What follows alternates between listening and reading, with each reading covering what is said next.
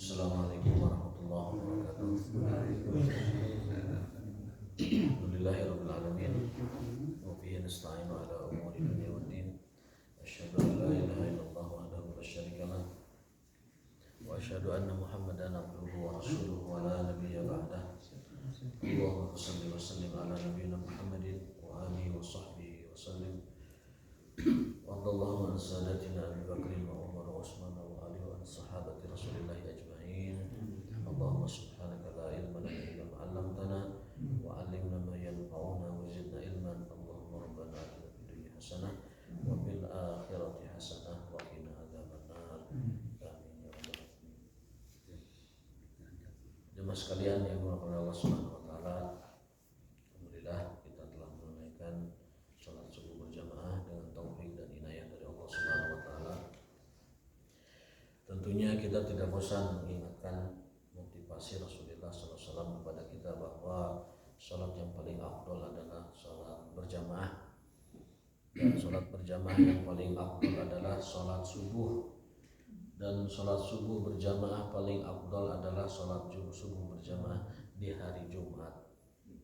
Jadi yang baru kita lakukan adalah itu salat yang afdol dari semua yang afdol. Salat 5 waktu, afdolnya subuh, subuh afdolnya berjamaah, berjamaah afdolnya hari Jumat.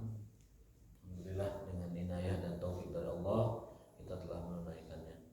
Dan saat ini kita akan lanjutkan kembali kajian kita, yakni bab tentang larangan orang mukmin atau muslim berperilaku sebagai orang yang tukang mencela atau melaknat orang lain. Hadisnya adalah haddatsana Ahmad bin Yunus qala haddatsana Abu Bakr bin Ayyash anil Hasan bin Amr an Muhammad bin Abdurrahman bin Yazid an Abi an Abdullah an Nabi sallallahu alaihi wasallam qala laisal mu'min bit ta'an walal la'an walal fahish walal badi. Rasulullah SAW bersabda, ini hadis dari Abdullah dari ayahnya. Nabi SAW bersabda, laisal mu'min bit ta'an, bukanlah seorang mukmin apabila dia memiliki sifat ta'an. Ta'an itu seling mencela, menstigma, ngatain orang, menyebut orang, itu namanya ta'an. Laisal mu'min bit ta'an, orang beriman bukanlah orang yang memiliki sifat ta'an. Di zaman sekarang ta'an itu bisa kita kenakan, bisa kita terapkan kepada orang yang sering menstigma orang lain. Orang taat sedikit di ta'an, oh fanatik, ya.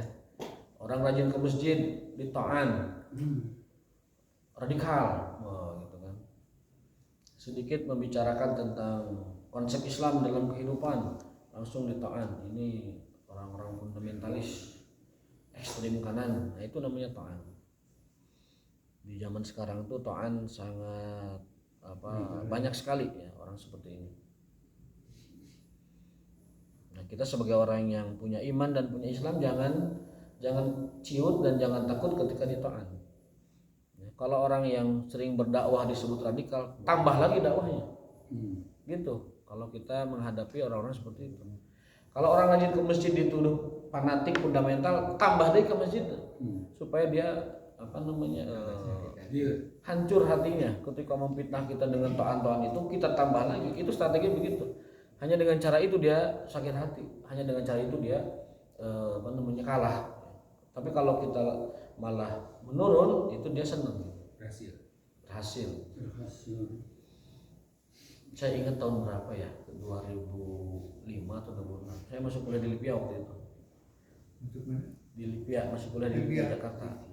Ada channel TV nasional itu menayangkan tentang talk show tentang terorisme gitu. Dengan pengamat dari intelijen segala macam. Itu keluarga lagi nonton gitu kan. Disebut di situ bahwa ciri teroris itu adalah rajin ke masjid. Terutama sholat subuh. Itu sampai nenek saya bilang, "Tah Mas, mana kade cenah? Ulah kamu si doe." Kena, masyarakat kena itu dengan racun pemikiran seperti itu. Sehingga orang-orang itu jadi ciut ke masjid. saat itu ya lagi awal-awalnya rame gitu. Sekarang udah basi jualan gitu, propaganda gitu udah nggak laku sekarang. Sekarang bodo amat, lu mau bilang apa juga, gua ke masjid. Kalau perlu tambahin lagi ke masjidnya, biar mereka sesak dadanya dengan fitnah seperti itu, ta'an, dan kita membalasnya dengan yang lebih dahsyat. Kata kiai saya, lamun orang menuduh orang ke masjid dengan radikal teroris, tambah dia ke masjidnya. Kalau orang menuduh orang yang berdakwah itu dengan fundamentalis ekstrim kanan, tambah lagi ke dakwahnya, kencangkan lagi dakwahnya, keraskan lagi suaranya, supaya mereka sesak dadanya dengan itu. Laisal mu'minu bitta'an. Orang beriman itu tidak boleh memiliki sifat ta'an, mencela, mengecap, menstigma, ngatain. Itu orang beriman tidak memiliki sifat seperti itu. Walal la'an. Orang beriman juga bukanlah orang yang punya sikap atau sifat melaknat. Orang beriman tidak boleh melaknat, apalagi dengan laknat Allah. Laknat sia. Sing kena laknat mana? Orang beriman itu bukanlah la'an. Laisal mu'minu bitta'ani walal la'an. Orang beriman tidak boleh melaknat ataupun mengutuk siapapun. Ya. Kecuali memang orang yang sudah Allah kutuk. Jadi orang-orang yang sudah Allah kutuk, malaikat Jibril juga mengutuknya, para malaikat mengutuknya, maka orang tersebut ya patut dikutuk. Alaihi laknatullah wal malaikati wan nasi ajmain. Ada orang yang dilaknat oleh Allah, dilaknat oleh Jibril, dan dilaknat oleh para malaikat, juga dilaknat oleh semua manusia. Itu di Quran ada orang-orang seperti itu. Orang beriman bukanlah orang yang suka melaknat. Walal fahish, juga orang beriman bukanlah orang yang suka melakukan perbuatan keji. Kalau jahat atau buruk itu biasa, tapi keji itu di atas itu gitu. Perbuatan keji. Al-fahsya, al-fahish. Yang terakhir walal badi, orang beriman bukanlah orang yang punya sifat yang kasar. Badi kasar ya. Sahau gaplok, atau perkataannya itu kalau ngomong tuh ngomong apa aja tuh kasar gitu. Nah, orang seperti ini bukanlah tanda dari orang beriman. Orang beriman bukanlah orang yang perkataannya, perbuatannya itu kasar. Nauzubillah min dzalik. Kalau ada di antara kita atau keluarga kita orang yang berperangai seperti atau berperangai sebagai orang yang kasar dan keras ya.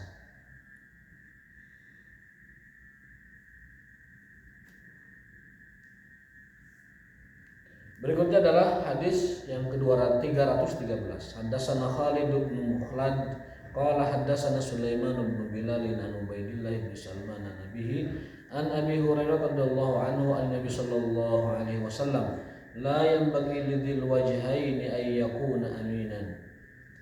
Rasulullah bersabda, hadis dari Abu Hurairah radhiyallahu taala anhu, bahwasanya la yanbaghi lidzil wajhain, tidak mungkin, tidak patut, tidak pantas orang yang bermuka dua memiliki sifat amanah ya. Jadi orang yang bermuka dua, kadia ngomong A, kadia ngomong B, kadia HD, tapi hakikatnya tidak begitu. Maka kata Nabi, orang seperti itu tidak dapat dipercaya. Di sekitar kita, di masyarakat kita, ada orang yang tipikal seperti ini, bermuka dua, dzul wajhain, bermuka dua. Ada seperti ini. Kadi ngabageran, kadang mas sambil ngadu domba. Kadi ngagoreng si A, kadi ngagoreng si B.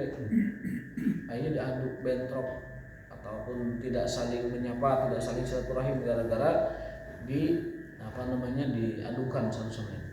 Nah, orang seperti ini yang punya dua muka, maka dia tidak boleh dikasih amanah atau tidak boleh dipercaya. La yang bagi lidzil wajhain, orang yang bermuka dua tidak boleh dipercaya dan tidak boleh mendapatkan amanah apapun. Ini orang yang bermuka dua. Nauzubillah min dzalik, karena itu sifatul munafiqin, sifat orang-orang munafikin.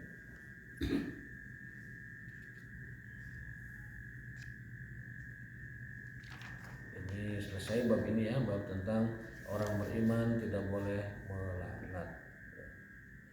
Hadisnya mungkin kemarin sudah kita sampaikan yang riwayat Aisyah itu ya, bahwa saya ulangi lagi mungkin penegasannya, wa an Abdul Wahhab an Ayyub an Abdullah ibn Abi Mulaika an Aisyah radhiyallahu anha anna yahudan atau Nabi sallallahu alaihi wasallam faqalu assalamu alaikum faqalat Aisyah wa alaikum wa la nabuna seterusnya.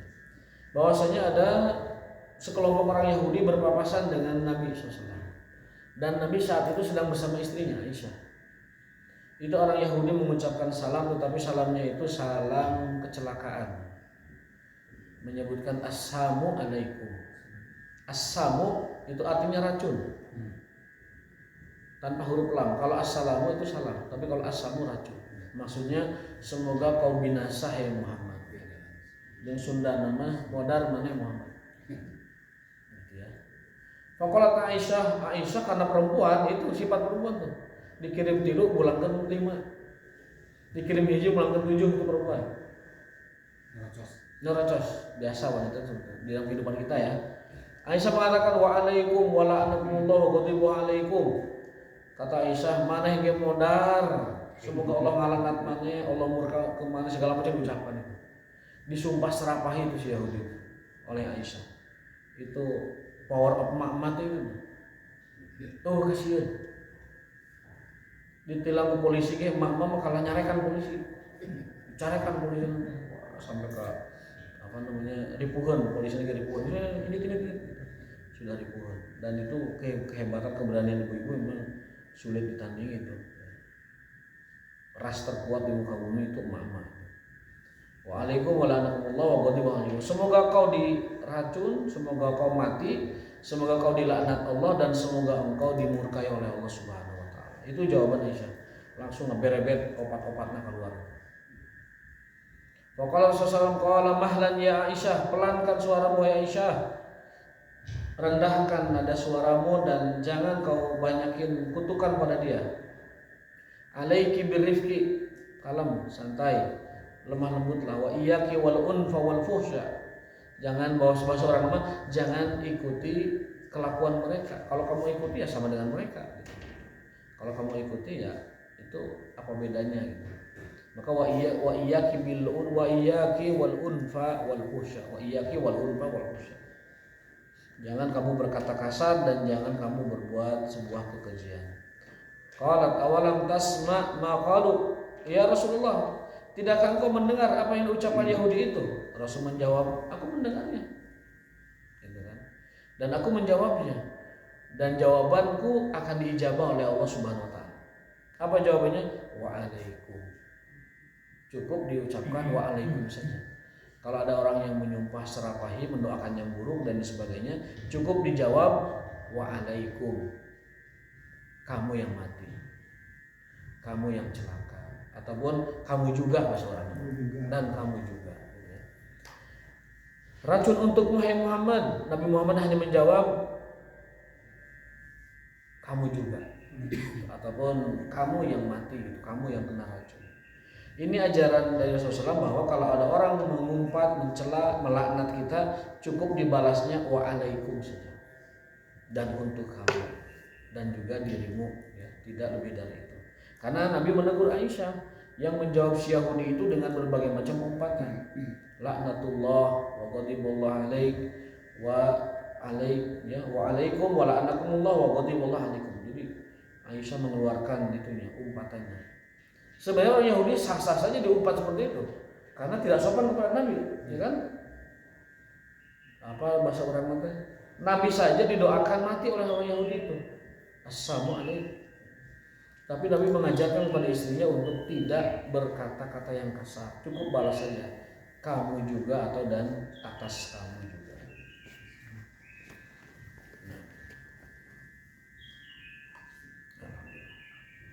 Nuhun Mas, matur nuwun. Ya, kemudian bab tentang orang yang suka melaknat tidak akan dapat mensyafaati siapapun di hari akhir. Orang yang suka melaknat tidak akan diberi hak untuk mensyafaati yang lain. Ini ngeri juga ini. Kalau kita di dunia suka melaknat orang, mencela, mengumpat, nanti di dunia kita dicabut haknya mensyafaati orang lain. Ini hadisnya terkenal sekali, hadisnya masyhur sekali.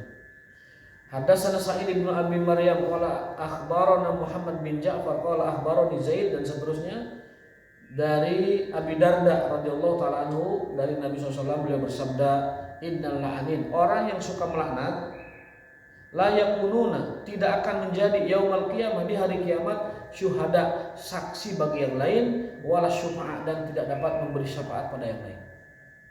Orang yang suka melaknat, ucapannya kasar, suka melaknat orang, mencela orang, mengumpat orang, kerugian dia dua di akhirat. Satu, tidak dapat jadi saksi bagi yang lain, mau diterima kesaksiannya.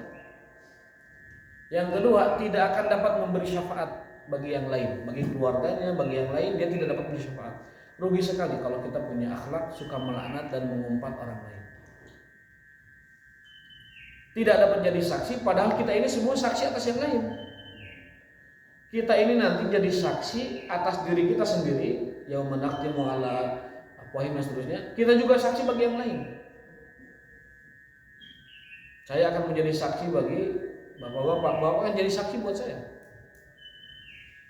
Nah, orang-orang yang suka melaknat, mengumpat, mengutuk dan sebagainya, menstigma, dia tidak akan dapat diizinkan atau tidak akan dapat menjadi saksi nanti di akhirat. Itu kerugian. Kita tidak menyaksikan, kita tidak bersaksi atas orang lain, dan orang lain tidak akan bersaksi atas kita kecuali keburukan. Maka janganlah menjadi para pelaknat. Dalam hadis sebutkan, sesungguhnya akhlak yang paling buruk bagi orang beriman adalah al-fuhsyu, perbuatan keji, yaitu melaknat dan mengumpat orang lain. Itu akhlak mukmin yang paling buruk. Akhlak yang buruk banyak, tapi yang paling buruk bagi seorang beriman, akhlak buruk bagi orang Islam, orang iman adalah kekejian, yaitu suka melaknat dan mengumpat orang lain. Itu perbuatan yang paling keji dalam agama kita bagi orang beriman, ya. Al-amu akhlaqil mu'min al-fuhsyu. Akhlak yang paling bejat, akhlak yang paling keji, akhlak yang paling buruk bagi orang mukmin al-fuhsyu, yaitu perbuatan keji. Yang dimaksud di sini keji adalah keji lisannya. Mengumpat, menstigma, ngegoreng, ngejatuhkan, mengecap, itu akhlak paling bejat orang beriman. Itu baru berislam, mungkin belum beriman. Di sini sebetulnya beriman, tetapi mungkin masih ada akhlak seperti itu. Jadi memang dosa-dosa lisan ini berat, ya. Sampai Nabi mengatakan tidak ada yang paling banyak menyeret orang ke dalam neraka kecuali lisannya. Fahal yakubun nas ala wujuhim finnari illa hasaidu alsinatihim. Tidak ada yang paling banyak menyeret orang ke dalam neraka kecuali dosa-dosa lisan. Kenapa perempuan banyak di neraka? Dalam hadis sahih sebutkan perempuan itu banyak di neraka. Kenapa? Karena kepada suaminya lisan mereka tidak dijaga. Yakni kufur nikmat pada suaminya. Kan kufur nikmat itu terlihat dari lisannya. Dikasih uang nafkah secara disiplin dan rutin cukup, masih bilang teu masih hananaon. Dipangmeserkeun naon teh Tupperware salomari teu gaduh wadah. Di pakaian salomari teu aya acup bade kondangan. Nah, itu namanya ngaleulengit. Ngaleulengit itu tanda kufur nikmat kepada suaminya. Minta mah minta aja, tidak usah menghilangkan yang sudah ada. Ini akhlak lisan ini. Ini pada para ibu-ibu, sampaikan pada ibu-ibu, kalau minta baru minta aja.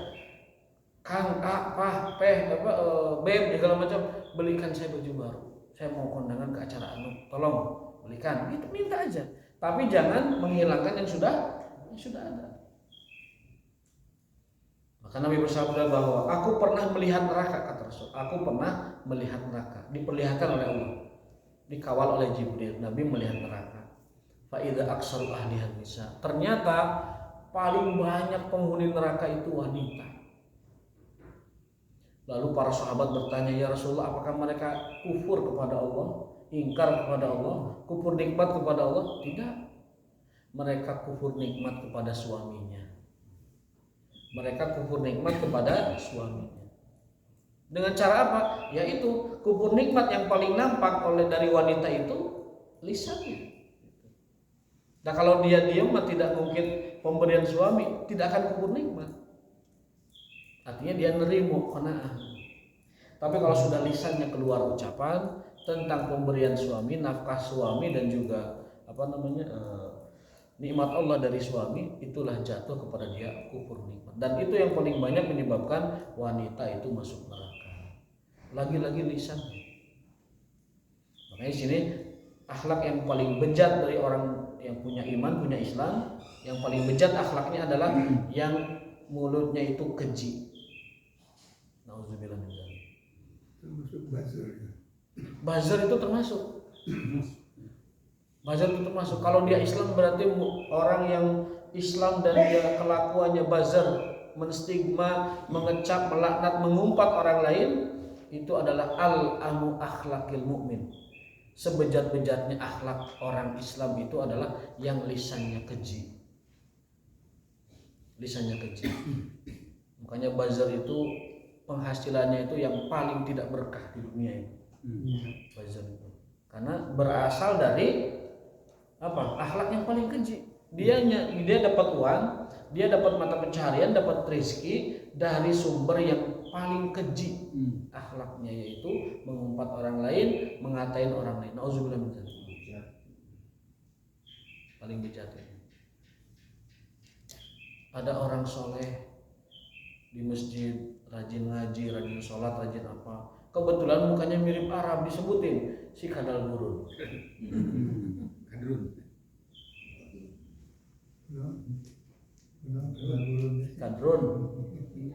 Itu namanya itu la'an. Itu adalah akhlak yang keji. Dan itu berlaku bagi semuanya, tidak hanya satu pihak, semuanya. Kita semua hidup yang di masyarakat, hidup di tetangga, hidup berinteraksi di sosial di masyarakat. Nabi bersabda sesungguhnya akhlak yang paling bejat dari orang Islam, maksudnya orang Islam yang paling bejat akhlaknya, yang paling buruk akhlaknya adalah al-fuhsyu, orang yang keji, terutama keji lisannya. Suka melaknat, suka mengumpat, suka menyerang. Ta'an itu menyerang, la'an itu mencela. Kemudian satunya lagi mengumpat, ya. Dan yang terakhir yang kasar, mencela, mengumpat, menyerang, kasar. Itu 4 akhlak yang tidak mungkin ada pada diri orang beriman. Artinya kalau ada orang beriman begitu, imannya itu jeblok. Imannya itu jeblok. 1 mencela, 2 menyerang, 3 mengumpat, yang kelima berkata kasar. Nauzubillah. Dan yang paling kejinya, yang paling menjadi alat adalah orang yang paling keji ucapannya. Nauzubillah. Nah, kembali ke hadis yang 316, sesungguhnya orang-orang yang suka melaknat nanti di akhirat tidak akan menjadi saksi bagi yang lain dan tidak akan menjadi orang pemberi syafaat bagi yang lain. Kita nanti ngasih syafaat pada anak kita. Kalau anak kita kebetulan misalkan tikosewan ke neraka, kita tahu bahwa dia didikan kita, kita bisa minta kepada Allah syafaat. Ya Allah, isfa'li ibni. Ya Allah, syafaati anakku. Syafaat uzma milik Rasul, tapi kita orang biasa punya syafaat. Teman bisa mensyafaati temannya, guru bisa mensyafaati muridnya, suami bisa mensyafaati istri atau kebalikannya, anak bisa mensyafaati orang tuanya, orang yang lain bisa mensyafaati orang lain. Antar sahabat bisa mensyafaati sesama antar mereka. Jadi kalau kita berteman baik, menjadi ahli masjid, menjadi saksi bagi kesolehan yang lain, kita menjadi syafaat bagi yang lain. Saksi dan syafaat, syuhada dan syufa'a. Syuhada itu saksi, syufa'a itu pemberi syafaat. Syahid itu adalah saksi, dan syafi' itu pemberi syafaat. Kita bisa menjadi pemberi syafaat bagi yang lain. Makanya sering mendengar dalam penjelasan-penjelasan atau bahkan ayatnya bahwa anak-anak itu nanti akan diikutkan dengan orang tuanya. Wattaba'athum dzurriyyatuhum. Anak-anak itu akan diikutkan kepada orang tua, itu kan syafaat. Nanti anak hafiz Quran bisa mensyafaati orang tuanya. Ya. Hafiz Quran itu ahlullah wa khassatuh. Hafiz Quran itu keluarga Allah dan orang-orang khususnya Allah Subhanahu wa taala. Para hafiz Quran, hafiznya mungkin menjaga hafalannya, menjaga nilai-nilai Quran, tidak melanggar kesucian Al-Quran, maka hafiz seperti itu Nabi menyebutnya ahlullah, keluarga Allah. Wa khassatuhu, orang-orang khususnya Allah itu para hafiz. Orang pusat namanya. Orang pusat itu adalah orang-orang yang ahlullah wa khassatuhu, para hufaz Al-Quran, yang penghafal Quran. Tetapi tadi dia mungkin hafalannya, dia menjaga Al-Qurannya dan juga tidak melanggar nilai-nilai Quran. Alhamdulillah. Karena oknumnya hafiz beda-beda. Ayah hafiz tapi bobogohan gawean ayah.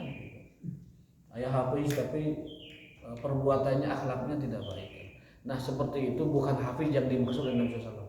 Tapi itu oknum 1-2.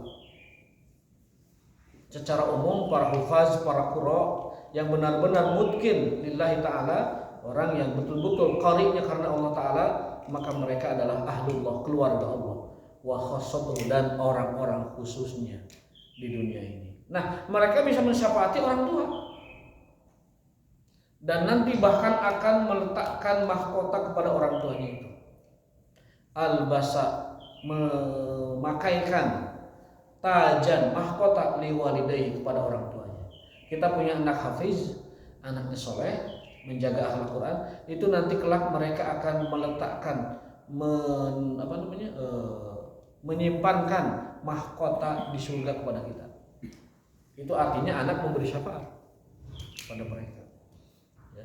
Belum juga dalam hadis bahwa orang meninggal itu semuanya terputus kecuali 3, ya, sedekahnya yang jariah, anak yang soleh mendoakannya, kemudian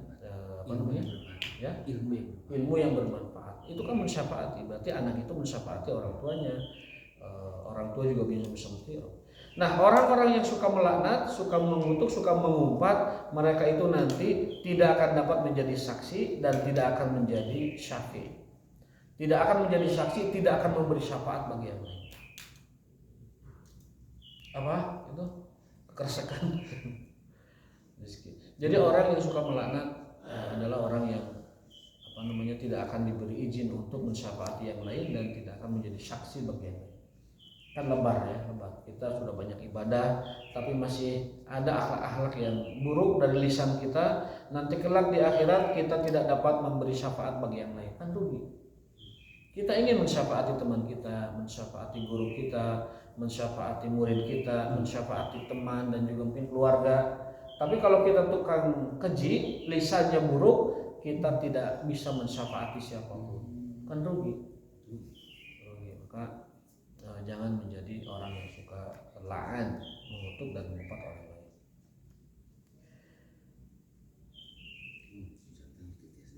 Ada yang lain dari Hudzaifah radhiyallahu taala anhu, "Ma tala'ana qaumun qattun illa haqqa 'alaihim la'nah." Tidak ada 2 orang atau 1 kaum saling melaknat kecuali mereka pantas mendapatkan laknat Allah Subhanahu wa taala.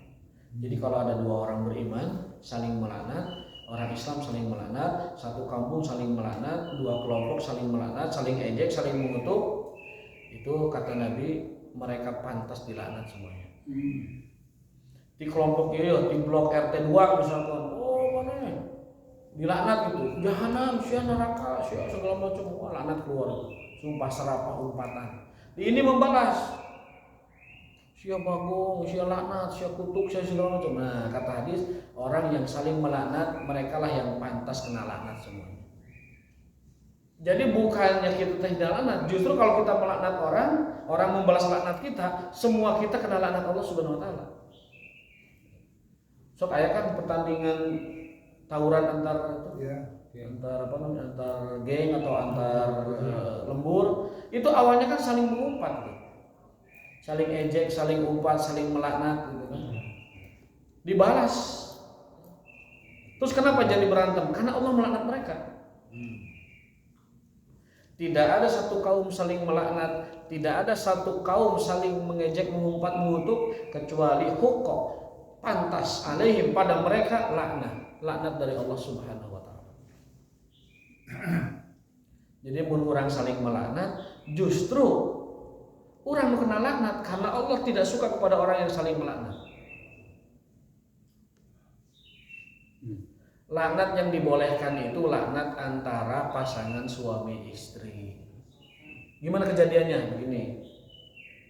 Dalam Islam, kalau orang menuduh orang lain berzina atau mesum, dia tidak membawa 4 saksi yang melihat mata kepala sendiri seperti ember nyemplung ke sumur, maka yang memfitnah menuduh itu wajib dicambuk 80 kali. Namanya hadul qadzaf. Ayatnya walladzina yarmunal muhsanat walam ya'tu bi arba'ati syuhada fajliduhum samanina jalda. Orang-orang yang memfitnah orang lain yang beriman dengan perbuatan keji, zina atau mesum atau lain atau LGBT atau segala macam ya, dan tidak mendatangkan 4 saksi, maka mereka pantas dihukum 80 kali cambuk.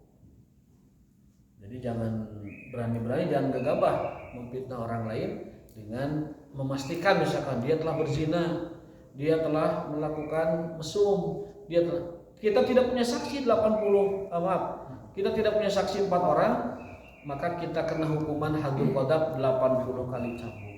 Namanya qadzaf. Hukuman qadzaf dicambuk 80 kali. Kecuali suami istri. Dia tidak kena qadzaf. Istri menuduh suaminya, "Kang, kamu selingkuh ya?"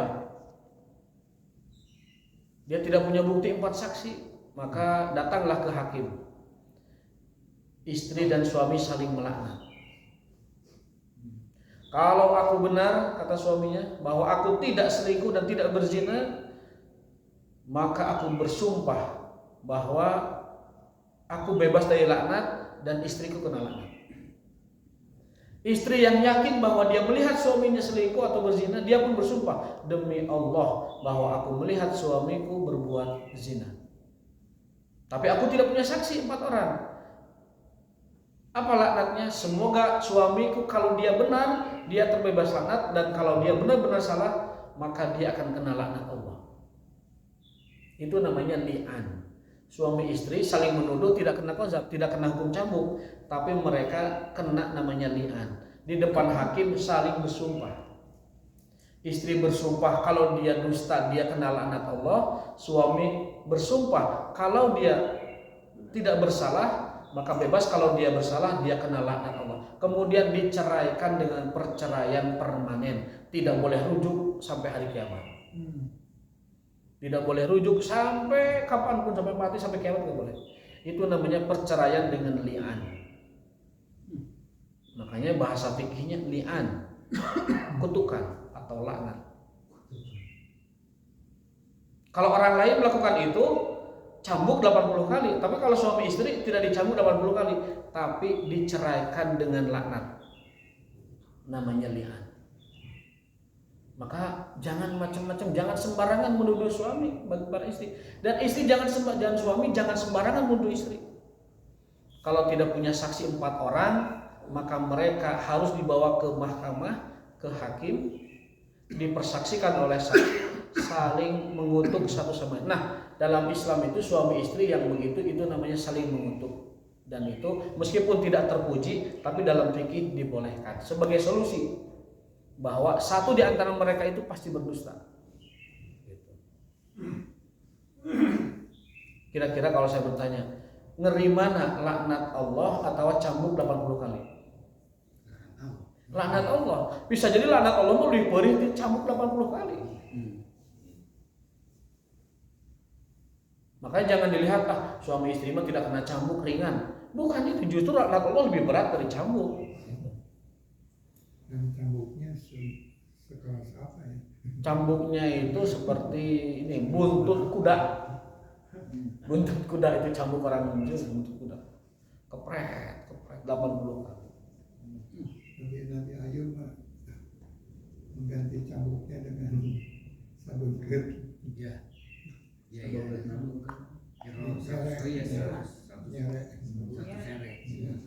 Tekniknya itu ada dalam pembahasan fikih mazhab, itu mah beda. Bahasnya fikih kalau itu mah.